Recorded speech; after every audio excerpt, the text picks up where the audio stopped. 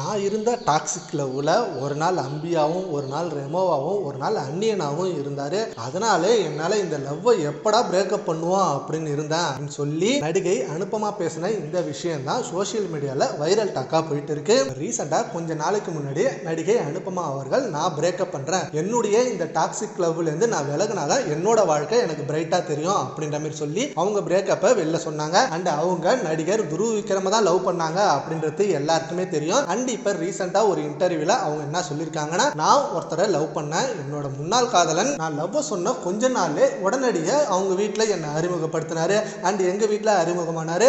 3 மாசத்துல நிச்சயம் பண்ணணும் அப்படின்னு சொன்னாரு. என்னடா இது இவ்வளவு ஃபாஸ்டா இருக்கீங்களே ஏன் அப்படின்னு சொல்லி நான் யோசிக்கும் போதுதான் தெரிஞ்சது, சீக்கிரமே என்ன கல்யாணம் பண்ணிட்டு அவங்க கட்டுப்பாட்டுக்குள்ள நான் வரணும் அப்படின்ற மாதிரி நினைச்சிருக்காங்க. என்ன அவங்க கண்ட்ரோல் பண்ண பார்த்திருக்காங்க. என்னோட ஃப்ரீடமே போயிடுற மாதிரி அந்த நிலைமை ஏற்பட்டுச்சு. நான் அதுக்கு ஒத்துக்கவே இல்லை. அதுக்கப்புறம் தான் அவங்களோட டாக்ஸிக் லவ்வை பற்றி தெரிய ஆரம்பிச்சது.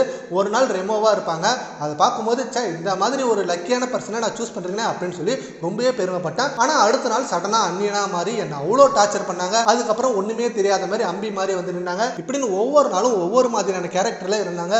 என்னால் இதை சகிச்சுட்டு வாழவே முடியல. அதனால தான் என்னோட பிரேக்கப்பை நான் அனௌன்ஸ்மெண்ட் பண்ணேன் அப்படின்னு சொல்லியிருந்தாங்க. அண்ட் இதுக்கு துருவ் விக்ரம் சைட்ல இருந்து, அப்போ நீ பண்ணதெல்லாம் என்ன, என்னை பற்றி இவ்வளோ சொல்கிறல்ல, நீ பண்ண தப்பையும் சொல்ல வேண்டியதானே, நீ மட்டும் என்ன அப்படி பண்ணலையா, நீ தான் டாக்ஸிக் லவ் பண்ண அப்படின்னு சொல்லி துருவ் விக்ரம் சொன்னதா ஒரு நியூஸ் போயிட்டு இருக்கு.